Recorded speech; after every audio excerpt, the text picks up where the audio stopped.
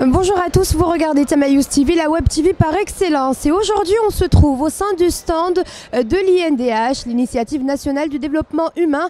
Et avec nous, Madame Nadera Grmaï, gouverneure de l'INDH. Merci de nous accueillir au sein de votre magnifique stand. Avec grand plaisir et merci d'être venue. C'est gentil. Madame Grmaï, parlez-nous de votre participation et de l'objectif de votre participation. Alors notre participation à cette COP 22 est une participation qui s'inscrit parfaitement dans la logique et dans la philosophie de l'INDH, dans le sens où tous nos projets respectent l'environnement et respectent également l'élément humain. Aucun projet ne peut être financé dans le cadre de l'INDH s'il ne répond pas à toute une batterie de normes et de critères, et ces normes elles sont focalisées sur la protection de l'environnement, sur la sauvegarde sociale et environnementale. Donc nous, on a essayé de faire voir, de montrer à tous les participants à cette COP 22 certains projets. Et là, on a travaillé sur 3 thématiques. D'abord, tout ce qui est agriculture. On a montré comment les projets de l'INDH respectent l'environnement, la forêt, et également comment ils respectent l'élément humain qui travaille dans ces projets, que ce soit l'huile d'argan, que ce soit tout ce qui est safran, que ce soit tout ce qui est l'huile d'olive et ainsi de suite. Donc l'objectif, c'est vraiment de mettre en relief d'abord cette protection et également quelles sont les utilisations faites par les produits qu'on utilise. Par exemple, si je prends les dattes, le noyau du date est réutilisé pour faire du café. Donc c'est un exemple. Donc pour vous dire que rien n'est jeté, que rien n'est perdu, mais on essaie de tout recycler, de tout reprendre avec justement la protection de l'environnement.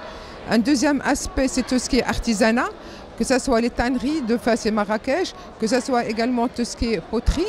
Et l'objectif, c'est de montrer comment d'abord maintenant on travaille avec des produits qui n'utilisent que des matériaux qui sont respectueux de l'environnement de 1, et également comment on a permis à ces personnes d'avoir des combinaisons de travail, d'avoir un masque, d'avoir également des bottes et ainsi de suite pour que leur santé également soit protégée. Donc là, on essaie de faire un mix entre les deux.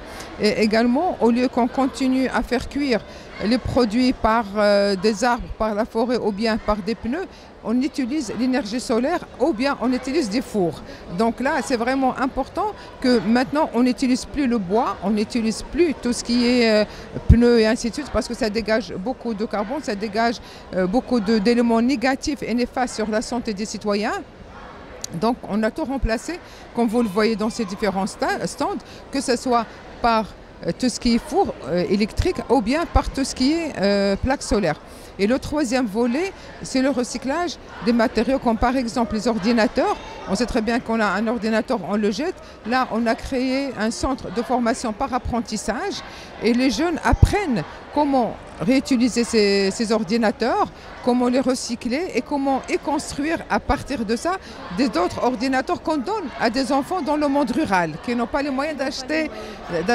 Donc c'est la même chose pour tout ce qui est déchets ménagers, tout ce qui est plastique, comment on utilise ce plastique qui passe par différentes étapes et le résultat c'est qu'on construit par la suite des plastiques, des tuyaux d'arrosage et ainsi de suite.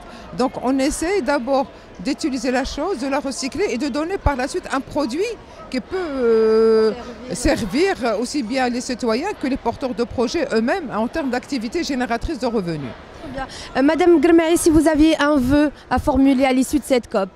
Eh bien, le vœu, je crois que le slogan de cette COP, c'est l'action. Donc c'est le passage à l'acte et j'espère que nous allons passer à l'acte. En tout cas, nous, dans le cadre de l'INDH, on passe à l'acte et j'espère, voilà, on est déjà dedans et j'espère que ce vœu soit une réalité, que tous les pays concernés, je crois que la planète entière est concernée par cette problématique du changement climatique parce qu'on sait très bien que les changements climatiques ont un impact très négatif, surtout sur les personnes qui vivent dans le monde rural, parce que c'est l'agriculture qui est touchée, ainsi de suite, ou bien également dans l'urbain, parce que c'est la pollution. Donc tout le monde est concerné, que ce soit au niveau rural, que ce soit au niveau urbain, et j'espère qu'il va y avoir une prise de conscience et également un changement de comportement pour savoir comment se comporter avec ce changement climatique pour justement sauvegarder la nature, sauvegarder la planète et permettre à nos enfants de vivre sainement.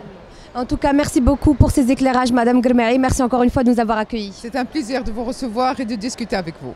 Merci.